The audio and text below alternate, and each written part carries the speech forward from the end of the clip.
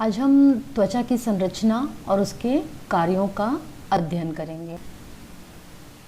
त्वचा हमारे शरीर का सबसे बाहरी भाग होता है और ये हमारे पूरे शरीर का आवरण होता है, यानी कि हमारे पूरे शरीर को ये ढके रहता है। इसकी वजह से ये हमारे शरीर का सबसे बड़ा अंग होता है। त्वचा की दो परतें होती हैं, एपिडर्मिस और डर्मिस। इस चित्र में आप देख सकते हैं, ये एपिडर्मिस और उसके नीचे डर्मिस। एपिडर्मिस जो होती है वो त्वचा की बाहरी निर्जीव परत होती है और उसके नीचे दूसरी परत होती है जिसे डर्मिस कहते हैं। एपिडर्मिस निर्जीव परत होती है। इस पर किसी भी प्रकार की चीज़ के चुभने या चोट लगने से दर्द का अनुभव नहीं होता। ऐसा क्यों होता है? क्योंकि इसमें रक्त वाहिनियां या ब्लड वेसल्स का अभाव होता है। एपिडर्मिस कैरोटीन से बनी हुई होती है। कैरोटीन एक प्रकार का प्रोटीन होता है जो कि बालों में, नाखूनों में और जानवर के सींगों में भी पाया जाता है, यानी वो सब भी इसी प्रोटीन से बने हुए होते हैं। त्वचा की ये परत जो होती है वो काम आदि करने से, विभिन्न प्रकार के काम काज करने से घिसती है और पुनः बनती रहती है, यानी कि नई परत बनती रहती है। पुरानी परत हटती है और नई परत बनती रहती है। एपिडर्मिस की मोटाई शरीर के अलग अलग भागों में अलग अलग होती है। कहीं पर ये मोटी होती है, कहीं पर ये पतली होती है। जैसे हाथ की हथेली और पैर के तलवों में ये मोटी होती है और आंखों की जो पलकें होती हैं उनमें ये सबसे पतली होती है। एपिडर्मिस में नीचे की तरफ जो उसकी निचला हिस्सा होता है उसमें एक परत पाई जाती है जिसे मेलपिथियन परत कहते हैं। आप चित्र में ये देख सकते हैं, ये मेलपिथियन परत है। इस मेलपिथियन परत में एक केमिकल यानी कि एक रसायन पाया जाता है जिसे मेलानिन कहते हैं। वास्तव में ये रसायन हमारे त्वचा के रंग के लिए जिम्मेदार होता है।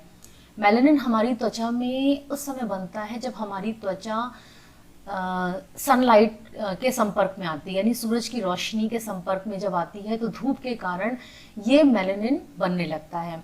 तो जितना ज़्यादा मेलानिन हमारी त्वचा की इस परत में होगा उतना ही व्यक्ति की त्वचा का रंग गाढ़ा होगा और मेलानिन की मात्रा अगर कम होगी तो त्वचा का रंग हल्का होगा।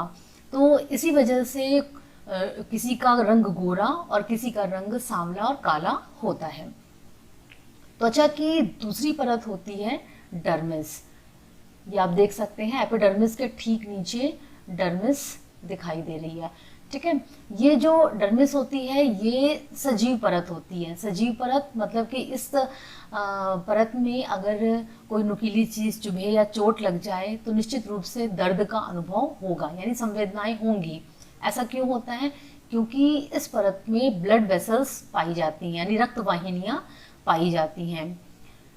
इसी परत में रोमकूप पाए जाते हैं। आप चित्र में रोमकूप देख सकते हैं, ये रोमकूप आप चित्र में देख सकते हैं।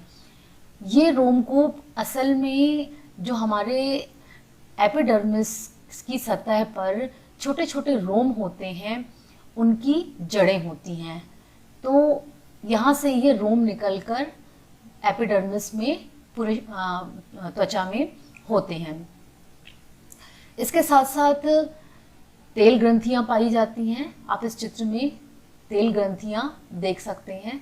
ये तेल ग्रंथियां हमारे शरीर में त्वचा पर तेल प्रोड्यूस करती हैं, यानी कि यहाँ से तेल निकलकर इस ग्रंथि से हमारी एपिडर्मिस में आता है। ये एपिडर्मिस को यानी बाह्य त्वचा को चिकना और खुरदरा होने से बचाता है, और चिकना रखता है। इसके अलावा इसमें श्वेत ग्रंथियां पाई जाती हैं। श्वेत ग्रंथियां यानी पसीने की ग्रंथियां आप देख सकते हैं, ये कुंडली नुमा होती हैं और इसमें से पसीना निकलता है। तो पसीना जो होता है यानी लिक्विड फॉर्म में पानी जो होता है वो इन रोम छिद्रों से त्वचा की ऊपरी परत पर आता है। और एक तरह से ये हमारे शरीर के टेम्परेचर को कंट्रोल करने का यानी नियंत्रण करने का काम करता है। इसके साथ साथ इससे शरीर की जो गंदगी होती है वो भी बाहर निकलती है।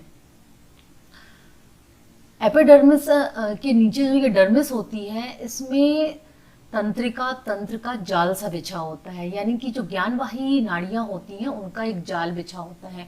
आप इस चित्र में देख सकते हैं ये नर्व्स यानी कि स्नायु, ये ज्ञानवाही स्नायु हैं जो कि किसी भी तरह के सेंसेशन जो त्वचा में होती है उसकी जानकारी लेकर मस्तिष्क में जाते हैं और तब हमें पता लगता है कि हम किस प्रकार के स्पर्श का अनुभव कर रहे हैं। अब हम त्वचा के कार्य देख लेते हैं। त्वचा का सबसे पहला काम होता है सुरक्षा करना, क्योंकि ये हमारे शरीर की सबसे बाहरी परत होती है, तो बाहर की किसी भी चीज़ को जो हमारे शरीर के लिए हानिकारक होती है शरीर के अंदर प्रवेश नहीं करने देती। ये हानिकारक चीज़ें धूल भी हो सकती हैं, रोग फैलाने वाले जीवाणु भी हो सकते हैं, यहाँ तक कि जल को भी शरीर के अंदर जाने से रोकती है। तो इस प्रकार से त्वचा संपूर्ण शरीर की सुरक्षा करती है। इसके साथ साथ ये ताप को बनाए रखती है, यानी हमारे शरीर का तापमान सामान्य रूप से कितना होना चाहिए, 98.4 डिग्री फ़ारेनहाइट। अगर हमारा टेम्परेचर इससे कम या ज़्यादा होता है तो उसको कंट्रोल करने का काम त्वचा करती है। मान लीजिए शरीर का तापमान ज़्यादा हो जाता है तो ऐसे में जो पसीने की ग्रंथियां होती हैं उनसे पसीना निकलता है और त्वचा की बाहरी परत में आकर फैल जाता है। और जब बाहरी परत में जो होती है वो बाहरी परत हवा के संपर्क में आती है तो जो है वो शरीर को ठंडा कर देती है। इसके साथ साथ त्वचा उत्सर्जी अंग होता है, यानी कि पसीने के रूप में ये शरीर से जो एक्स्ट्रा नमक या यूरिया होता है उसको शरीर से बाहर निकाल देता है, जिसकी वजह से हमारे शरीर से अनावश्यक ये जो पदार्थ होते हैं वो बाहर निकल जाते हैं। इसके इसी गुण के कारण त्वचा को तीसरा गुर्दा भी कहा जाता है। 2 गुर्दे नॉर्मली होते हैं जो कि शरीर से उत्सर्जन का काम करते हैं और त्वचा को तीसरा गुर्दा कहा जाता है। इसके साथ साथ त्वचा संवेदना का काम करती है, यानी जितनी भी सेंसेशंस होती हैं हमारी त्वचा पर, एक छोटी सी कोई भी छोटा सा कण भी अगर आ जाता है तो तुरंत हमें पता लगता है। तो संवेदना का काम त्वचा के द्वारा किया जाता है। आइए अब हम देख लेते हैं कि त्वचा के द्वारा जो संवेदनाएं ग्रहण की जाती हैं वो कितने प्रकार की होती हैं, यानी त्वक संवेदना कितने प्रकार की होती है। तो सबसे पहली संवेदना होती है स्पर्श संवेदना। दबाव की संवेदना इसी के अंतर्गत आती है। जब त्वचा को कोई भी चीज़ स्पर्श हो जाती है तब हमें स्पर्श की संवेदना महसूस होती है। इसके साथ ही साथ अगर त्वचा पर दबाव डाला जाता है किसी प्रकार का तो भी हमें जो दबाव की संवेदना होती है वो उसको भी स्पर्श संवेदना के अंतर्गत ही रखा जाता है।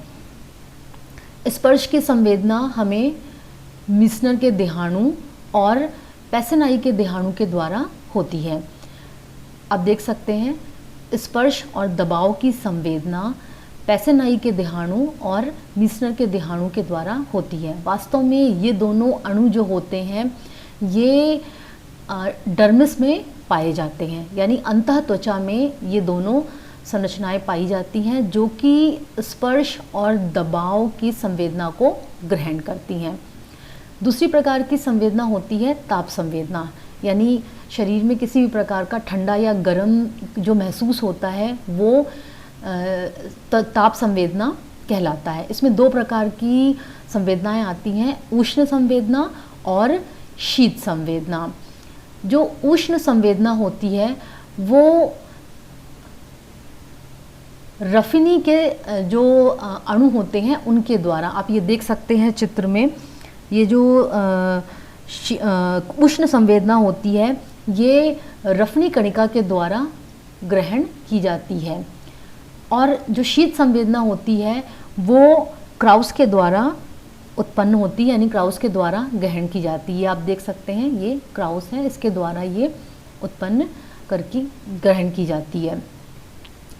तीसरे प्रकार की संवेदना है पीड़ा संवेदना, यानी कि दर्द, किसी भी प्रकार का दर्द।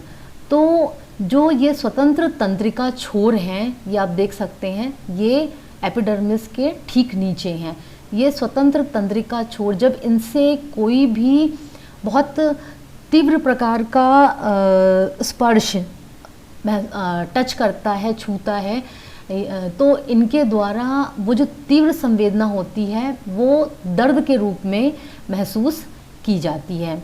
तो इस प्रकार से त्वचा के द्वारा ये 3 प्रकार की संवेदनाएं ग्रहण की जाती हैं। मुझे उम्मीद है कि आपको त्वचा के संरचना, त्वचा के कार्य और किस प्रकार की कितनी संवेदनाएं होती हैं त्वचा के द्वारा, ये स्पष्ट रूप से समझ में आ गया होगा। अगर आपको मेरा चैनल अच्छा लगा हो, वीडियो पसंद आई हो, तो चैनल को सब्सक्राइब करिए, लाइक करिए, शेयर कीजिए और बेल आइकन प्रेस कीजिए, ताकि जब भी कोई नया वीडियो अपलोड हो तो उसकी नोटिफिकेशन आपको तुरंत मिल जाए। धन्यवाद।